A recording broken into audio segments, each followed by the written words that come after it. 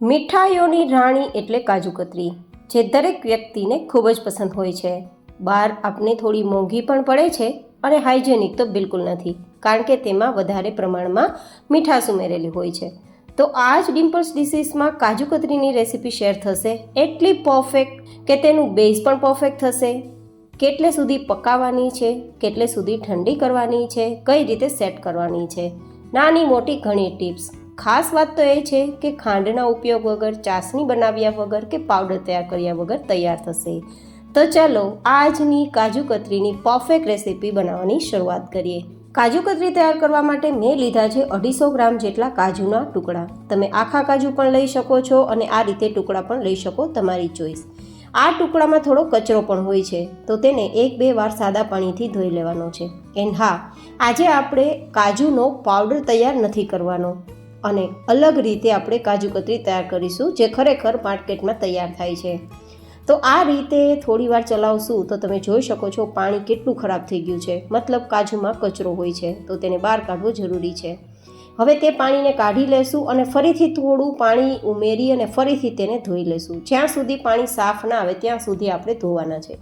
તો 2 થી 3 વારમાં બરાબર આપણા કાજુ સાફ થઈ જશે, કચરો પછી બિલકુલ નહીં રહે. તો હવે આ પાણીને પણ આપણે કાઢી લઈશું અને ફરીથી આપણે તેને પલાળવા માટે 2 ગ્લાસ જેટલું પાણી મિક્સ કરીશું. અહીંયા મેં તમને આગળ બતાવ્યું ને કે પાવડર નથી તૈયાર કરવાનો, તો કાજુને આપણે પલાળવાના છે. એકદમ સોફ્ટ થઈ જાય, સફેદ થઈ જાય, ફૂલી જાય અને 2 ટુકડા થઈ જાય ત્યાં સુધી. તો હું અહીંયા 10 કલાક માટે પલાળવા છોડું છું. જો તમારી પાસે સમય ના હોય તો ગરમ પાણીમાં 5 કલાક પણ પલાળી શકાય.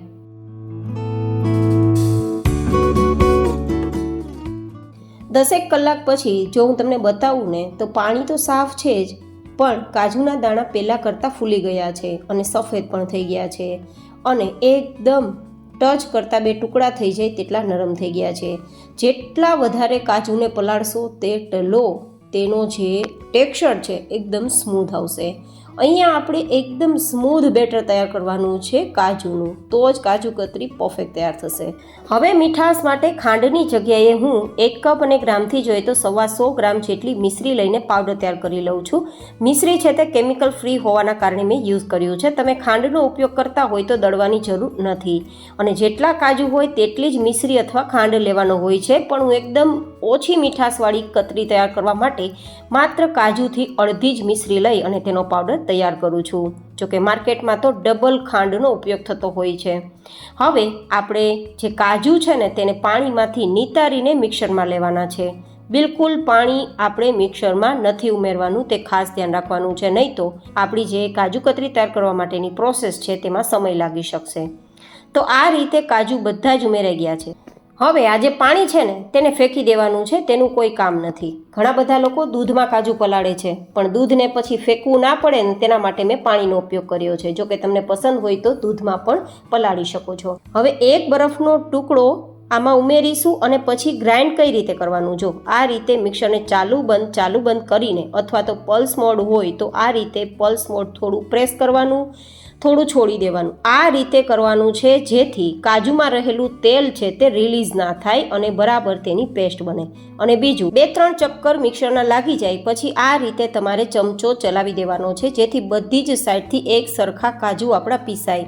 હવે ફરીથી જરૂર લાગે તો 1 બરફનો ટુકડો ઉમેરીને પછી પીસવાનું છે. બરફનો ટુકડો હું શા માટે ઉમેરું છું એ હું તમને આગળ બતાવીશ. હવે આ રીતે ફરીથી મિક્સ કર્યા બાદ ફરીથી ગ્રાઇન્ડ કરી, ફરીથી ચમચો ચલાવી અને ફરીથી 1 બરફનો ટુકડો ઉમેરું છું. તમે જુઓ, મિક્સરને આ રીતે ટચ કરતાં મિક્સર ઠંડુ છે. મિક્સર ગરમ થવું ના જોઈએ, બસ મિક્સર ઠંડુ રહે તેના માટે મેં બરફનો ટુકડો ઉમેર્યો છે. જો મિક્સર ગરમ થઈ જશે તો આ પેસ્ટ છે ને તેમાંથી તેલ રિલીઝ થવા લાગશે અને જે સફેદ પેસ્ટ તમને દેખાય છે તે એકદમ ડાર્ક થઈ જશે. બસ આ જ હેતુથી મેં બરફના ટુકડા યુઝ કર્યા છે. હવે આપણે જે મિશ્રીનો પાવડર તૈયાર કર્યો ને તેને થોડો ઉમેરતા જવાનું અને ગ્રાઇન્ડ કરતું જવાનું છે. તો 2 વારમાં મેં બધી જ જે મિશ્રીનો પાવડર છે તે મિક્સ કરી અને આ રીતે મેં એક સરસ મજાનું સ્મૂધ પેસ્ટ કે બેટર તૈયાર કર્યું છે. તમે કન્સિસ્ટન્સી જુઓ કેટલી સ્મૂધ છે. બસ જ્યારે તમે કાજુને પીસો ત્યારે તમારે થોડું ધ્યાન આપવાનું છે. જે મેં પ્રોસેસ બતાવી છે એ જ પ્રોસેસ કરવાની છે, તો જ પરફેક્ટ કાજુ કતરી તમારી તૈયાર થશે. નહીં તો કલર ડાર્ક થઈ જશે, આટલો વ્હાઇટ નહીં આવે. તમે ટેક્સચર જુઓ એકદમ સ્મૂધ છે, બિલકુલ એક પણ પ્રકારનો દાણો મોટો નથી. બસ પીસતી વખતે ધ્યાન રાખવાનું છે તો જ આ રીતે ટેક્સચર તમારું આવશે. અને એક સાથે મિક્સર ચલાવશો તો ગરમ થવાના કારણે તેલ રિલીઝ થઈ જશે અને તેલના કારણે એકદમ ડાર્ક કલર આવી જશે. જે કાજુ કતરીનું ટેક્સચર, ટેસ્ટ અને કલર મળવો જોઈએ તે બિલકુલ નહીં મળે. તો પીસતી વખતે જ મેન ફોકસ આપવાનું છે આપણે કઈ રીતે તૈયાર કરીએ. હવે આપણી આ જે પેસ્ટ કે બેટર છે તેને જાડા તળિયાવાળી કડાઈમાં લઈ અને પછી એકદમ ધીમા ગેસની ફ્લેમ પર સતત ચલાવવાનું છે. અહીંયા બીજું કશું ઉમેરવાની જરૂર નથી, બસ આપણે સતત ચલાવવાનું છે. મતલબ હવે હાથની એક્સરસાઇઝ થવાની છે. તમે જુઓ માત્ર 2 જ મિનિટ પછીનું ટેક્સચર તમને બતાવું ને તો આ રીતે ભેગું પણ થવા લાગ્યું છે, ઘટ પણ થવા લાગ્યું છે અને પહેલાં કરતાં કલર પણ બદલી રહ્યો છે. તો હજુ પણ આપણે ધીમા ગેસની ફ્લેમ પર પ્રોસેસ કરવાની છે. જેમ જેમ કરતા જશો તેમ તેમ તે કડાઈને છોડવા લાગશે, ઘટ થવા લાગશે અને કલર બદલતું જશે. હવે ફરીથી 2 મિનિટ પછી આ રીતે બધું જ મિશ્રણ ભેગું થવા લાગ્યું છે. તો હવે જો તમારી ઈચ્છા હોય તો અડધી ચમચી ઘી મિક્સ કરી શકો છો, જેનાથી કાજુ કતરીની એક સરસ સોંધી સુગંધ પણ આવશે, ઉપર શાઇન પણ આવશે અને બેઝ એકદમ લચકદાર તૈયાર થશે. જો કે ઓપ્શનલ છે. તો આ રીતે બધું જ મિક્સ કર્યા બાદ કાજુ કતરી સેટ થશે કે નહીં તે ચેક કરવા માટે થોડું આપણે જે આ બેઝ છે તેને વાટકીમાં લેવાનું, 1 મિનિટ માટે ઠંડુ કરવાનું અને પછી આ રીતે ગોળી બનાવવાની. જો પરફેક્ટ ગોળી બની જાય તો સમજવાનું કાજુ કતરી સેટ થઈ જ જશે. તો હવે તેને નીચે લઈ લેશું અને જો બટર પેપર હોય તો વેલ એન્ડ ગુડ, નહીં તો પોલિથીન બેગ પણ લઈ શકો છો, એઝ યોર ચોઇસ. આ રીતે થોડીવાર માટે મસળશું જ્યાં સુધી ઠંડુ ના થઈ જાય. થોડું ઠંડુ થઈ જાય પછી તમે તેને કતલીનો શેપ આપી શકો છો.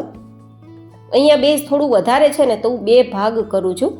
અત્યારે તમે જુઓ એકદમ સ્મૂધ કન્સિસ્ટન્સીવાળું બેઝ તૈયાર થયું છે. આ છે કાજુનું બેઝ. આ બેઝમાંથી હવે તમે કાજુ કતરી તૈયાર કરી શકો છો, કાજુ કોર્ન તૈયાર કરી શકો છો, કાજુ કટોરી તૈયાર કરી શકો છો, કાજુ કમલ તૈયાર કરી શકો છો, એઝ યોર ચોઇસ. કાજુની કોઈ પણ મીઠાઈ તૈયાર કરી શકો છો. બસ આ બેઝ સુધી જ તમારે પરફેક્ટ કામ કરવાનું છે. હવે આપણે કાજુ કતરી તૈયાર કરીએ છીએ તો ઓફકોર્સ તેને થોડી થીક વણી લેશું. ઉપરથી જો સિલ્વર વર્ક લગાવવું હોય તો લગાવી શકાય, જો કે ઓપ્શનલ છે, તમારી પાસે ઓરિજિનલ હોય તો જ લગાવજો. મેં 2 રીતે તમને વણીને બતાવ્યું છે, એક પેપર રાખીને અને એક પેપર વગર.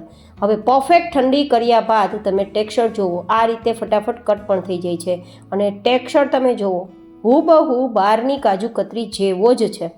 તો આ રીતે ડાયમંડ શેપમાં આપણે કટ કરી એન્ડ ધેન સર્વ કરીશું. પણ હા, શરત એક છે કે પરફેક્ટ ઠંડી કરવી પડશે. કદાચ સમય 2-3 કલાક પણ લાગી શકે છે. વાતાવરણમાં ભેજ હશે તો સમય લાગશે, વાતાવરણમાં ઠંડક હશે તો સમય નહીં લાગે. બસ વાતાવરણને અનુરૂપ તેને સમય આપવાનો છે સેટ થવા માટે. તો આપણી કાજુ કતરી પરફેક્ટ તૈયાર થઈ જશે. તમે જુઓ જેવું ચપ્પુ લગાવું કે ફટાફટ કાજુ કતરી ઉથલી જાય છે. આ નિશાની છે પરફેક્ટ કાજુ કતરીની. પરફેક્ટ કાજુ કતરીની નિશાની છે કે તે ભૂકો નથી થતો પણ આ રીતે મેશ થઈ જાય છે. તો તમે ક્યારે તૈયાર કરો છો આ પરફેક્ટ કાજુ કતરીની રેસીપી એ મને કોમેન્ટમાં જરૂર શેર કરજો.